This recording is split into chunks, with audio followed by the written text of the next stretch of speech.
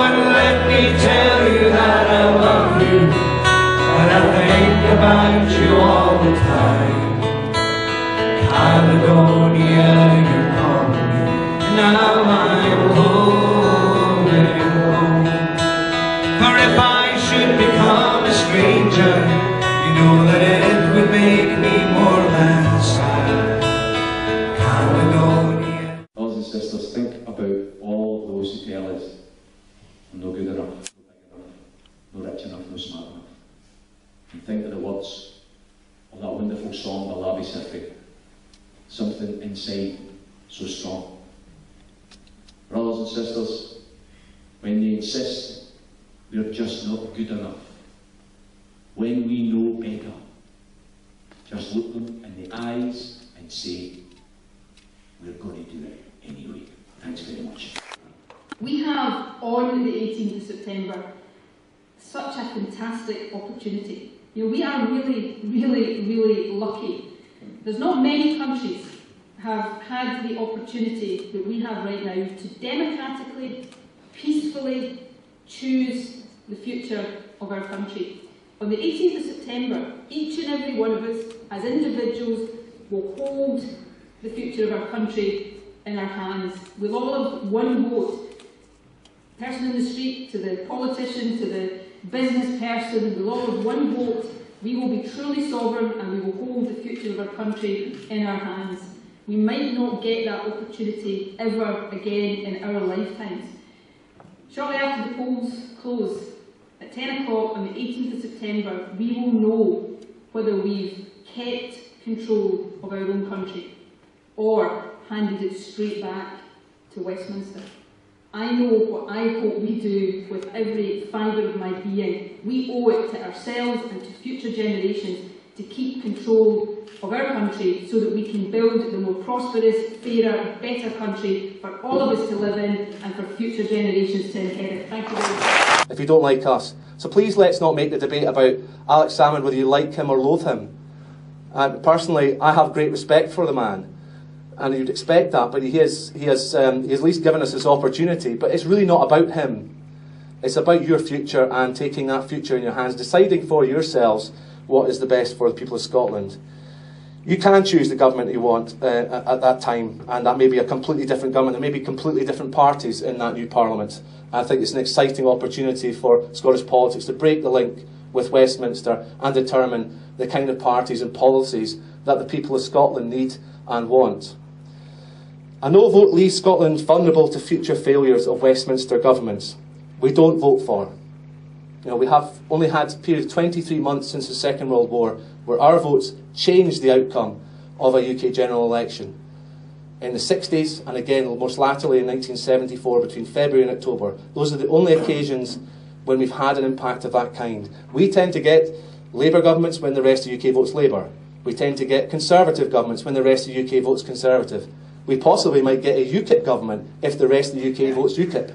And personally, that's not an appealing prospect for me. So, this is no ordinary vote that we go to on the 18th of September. We go there bearing with us the most precious cargo of all, the future of all our futures. And it reminds me of the lines that Robert Bolt wrote in his play A Man for All Seasons, talking about Sir Thomas More, reflecting on having sworn a great oath. And More says that it's like holding his life like water in his hands. If I do open my fingers then, I need not look to see my life again. That is what will happen with a no vote. But with a yes vote, we will not only preserve the health and well-being of our present and secure the future of all our futures, we'll do something else. You know, it's an extraordinary thing. The date of our referendum is the 70th anniversary, bar a single day, of the parachute drop at Arnhem. That generation who fought against Nazism also fought believing that they would build a better country. And that takes me to one of our greatest poets, William Souter, who in 1940, amidst the flares of the Blitz and the Battle of Britain, wrote a poem called Scotland. And he posed a question: have ye the Uncasicht that sees a tween and a tween? This world that lows in licht, yon world that hasna been. It's our late for fear, our early for disclaim, when ye come hameless here, and ken ye are at hame. Have we got the insight to see that building the better home, the better Scotland, needs our yes vote on the 18th? This is the thing. It wasn't independence that lost us those jobs. It wasn't independence that brought food banks. It was dependence. Dependence on a rotten, corrupt Westminster system of government that's been proved it's not fit for purpose.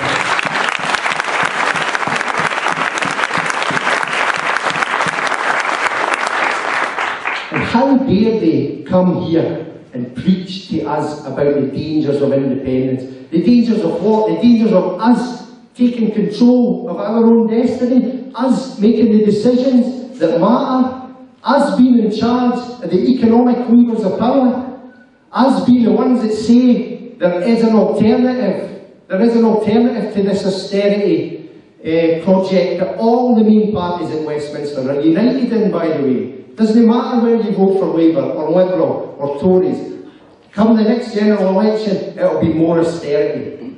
Well, we say we don't want that. We want to make a break from that. We want to show that you can be different. You can be independent. You can make different choices, different decisions that affect the way that we lie. The risk to our future does not come from yes. The risk to our future comes from a no vote in September 18, 2014.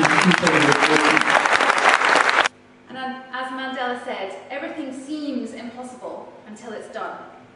And Scotland becoming independent, it seems like that to many people. It seems like it's too risky, it seems like it's too difficult, and the No campaign, as we know, are more than happy to play on those fears. But we shouldn't give up on Scotland before we've even started. Let's not content ourselves with somebody else's vision of how Scotland should be. Let's plan and build our own vision of Scotland, a better Scotland. It might not be easy, but it will be worth it. Thank you. This vote isn't like any other vote. My God, it's not.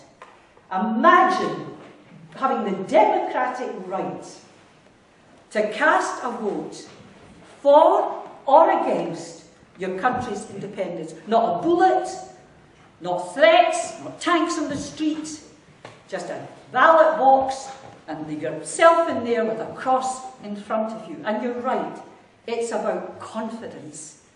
It's about confidence in yourself, your neighbour, the future for your children and your grandchildren, against the background that in our heads we know we can do. We've got the resources. Don't believe we haven't. We've got the resources. We've got the talent. We've got the people. What we lack sometimes is just that bit of self-belief. And I've held on to that through thick and thin for 43 years. And I'm no one let down. And I can't tell you how different Scotland feels to me today compared to the 1980s. I was in Glasgow at the weekend. I remember Glasgow, and I lived in Glasgow in the 1980s. Glasgow in the 1980s was a city subsumed by its problems and its challenges. And Glasgow at the weekend was a buoyant place. And that's not just the Commonwealth Games. That is a city flourishing in a country that is flourishing. I think we should complete the picture in September with a decisive vote for yes in the referendum. Thank you very much. The power. Independence gives you power, and anyone that tells you otherwise isn't being honest. Independence gives you power, and once you've got it, it's up to you what you do with it. If you're happy with how Westminster is using power on your behalf, not just this year, but over the last 30 years, if you're happy about that, no problem, vote no. If you think it can be done better than that, If you think that we can do it better than that, vote yes. I'm convinced we can do it better than that. I'm convinced that the will for change is in Scotland. I'm convinced that we have everything that we need to do it. We just have to stand up and say, now's the time. We've been having our affairs run for us for long enough. It's not worked out. We're not living in the country we should be living in. We can be. Let's get on with it. Take the powers back. Vote yes, and let's change the country. Thank you. Past. What I'm saying is that the past shapes what we are today. Our traditions in church, law, and above all education are what give us a different outlook. They are part of why we should seize this opportunity to create a new order for the islands that the Romans called Britannia, a new constitution that will ultimately benefit all of it. I do not for one moment think that in the short term the setting up of recovered Scotland will be easy, simple or quick. We will rely on the goodwill and national sense of purpose of those leading the No campaign to put differences behind them, to accept a yes result, and to work in a common purpose on behalf of Scotland and not of the larger nation-state whose time has run its course. At the moment, I don't think they are facing such a possibility, and I have to say that I find that the smugness amongst many of the No leaders is extremely distasteful. But I urge them all to declare that they will give their loyalty to a yes voting Scotland if that is the result on the 18th of September. Now, I have to say that I am not one who does social media. Twitter and Facebook pass me by. I can just about manage texts, but I'm not very good even with the mobile phone. But this campaign has reminded me a little of the heady days of the by-election of nearly 50 years ago. In that there were packed meetings and badges and car stickers and above all enthusiasm. On a snowy polling day, 85% of the Borders turned out to vote. And I hope and believe that this will happen again, and that there will be a high vote on September the 18th throughout the whole of Scotland, and that vote would be for a new Scotland, an independent Scotland. I urge you to vote yes then. So just to show you there, we're not too wee or too poor or too stupid, and that really is what brought me to, that's a few points that brought me towards voting yes. You know, and I now campaign for Generation Yes, and I now do Yes Tweeddale stuff. I kind of started in December of 2013. It kind of brings us to now, and I hope. I hope so. Thank you very much. And I have to say, see when I listen to the No campaign on the television, I must remember, you know, John Reid, Alistair Darling, Gordon Brown. They remind me of Private Fraser in Dad's Army. Do you remember Private Fraser? We're doomed, Captain Mannering, we're doomed. Our oil's about to run out, our pensions are useless, our currency will never be able to spend. If you vote yes on the 18th of September, the sun will never shine in Coldstream again. That's what they put forward, and it's the ridiculous of frontiers. And actually, what they're arguing here is that they say, Nigel, Ash, Alec, Scotland gets the best of all possible worlds as things stand. We have a strong Scottish Parliament there at Holyrood and vital influence at the international table because of our presence at Westminster. And I have to bring you the news. As Alec mentioned, I was in the Scottish Parliament for 4 years. My daily experience was to get the number 31 bus from my street straight down to the Parliament to be told by George Reid, who was the presiding officer then, Colin, you can't talk about unemployment in here. You can't talk about the national minimum wage in here. You can't talk about pouring Ash's water all over the salt riot in here. You can't talk about Afghanistan in here. You can't talk about equality for men and women in here. That's for the big boys and girls at Westminster. You just keep playing with your toys. We don't have a Scottish Parliament that's strong powers. That's what this whole debate's about. And neither do we have vital influence at Westminster, because if we did, we didn't want the Royal Mail to be privatised. They did it anyway. We didn't want a second generation of trident nuclear weapons outside of Glasgow threatening the rest of the world with nuclear annihilation. They did it anyway. They occupied Afghanistan. We didn't want it. They did it anyway. We don't have vital influence at the top table. And you know, the latest ruse that they've come forward with saying, look, vote no and we'll bring you more powers for the Scottish Parliament. That's the latest wheeze, isn't it? We'll bring you more powers for the Scottish Parliament. You go, well, where are they? Well, you know, Mikey, I've got a couple of buttons here, a couple of buttons there. And it reminds me, it's like when you listen to the Devo Max proposals, very vague, very minuscule. And it reminds me like going into the local car dealership and you want to buy a car.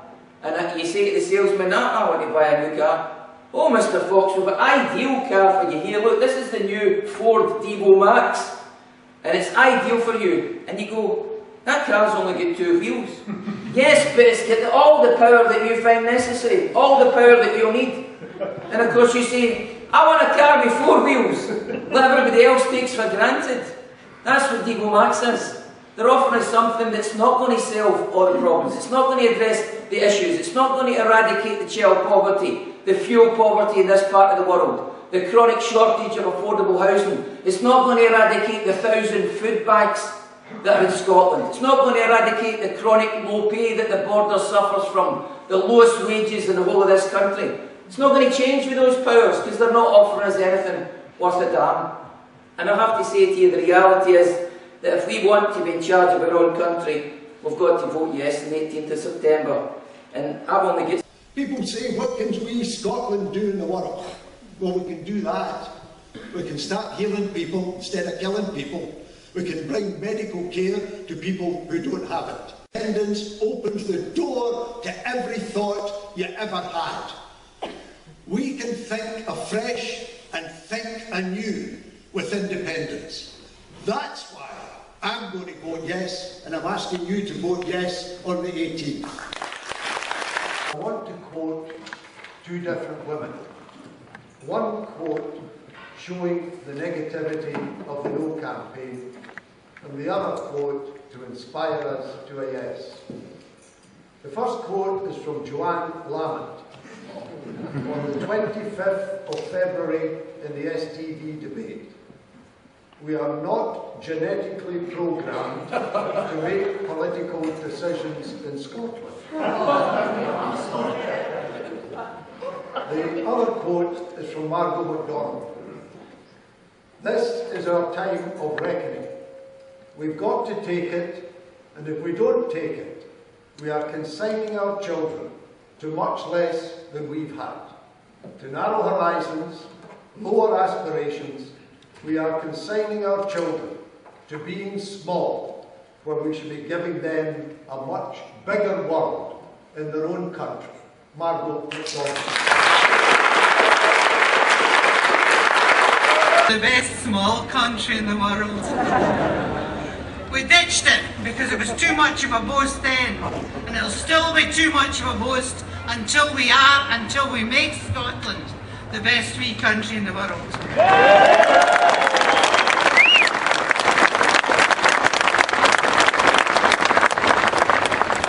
You know, it's great to be in the side of the angels just for once.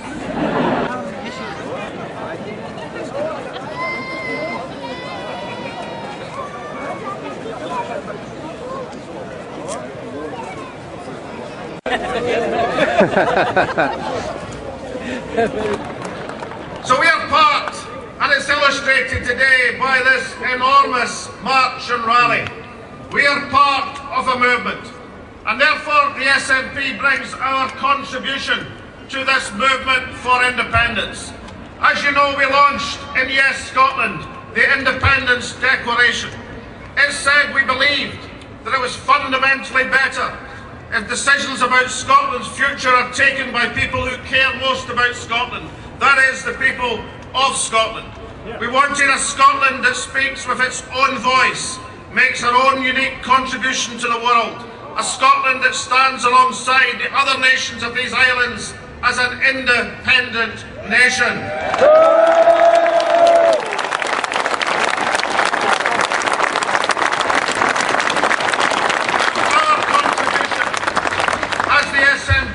Over this summer is that we have mobilised 100,000 signatures already behind that declaration of Scottish independence. Building towards a Yes Scotland target of 1 million declarations by the time of the referendum. We believe that we are part of a wider coalition, and we believe that just as the skies round Scotland were lit up by meteors last night, this campaign will light up Scotland over the next 2 years. But let me tell you that I love you, and I think about you all the time. Caledonia, you're calling me, and now I'm home and home. For if I should become a stranger, you know that it would make me more than sad. Caledonia's been everything I've ever had.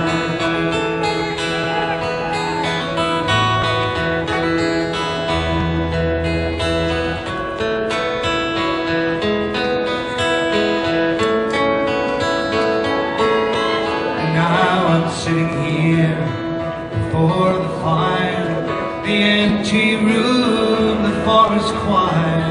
The flames of couldn't get any higher. They've withered now, they've gone.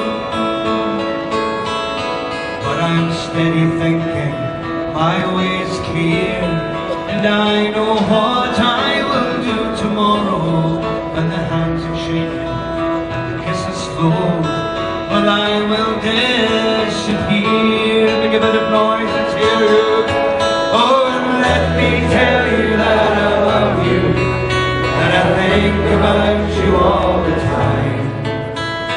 Caledonia,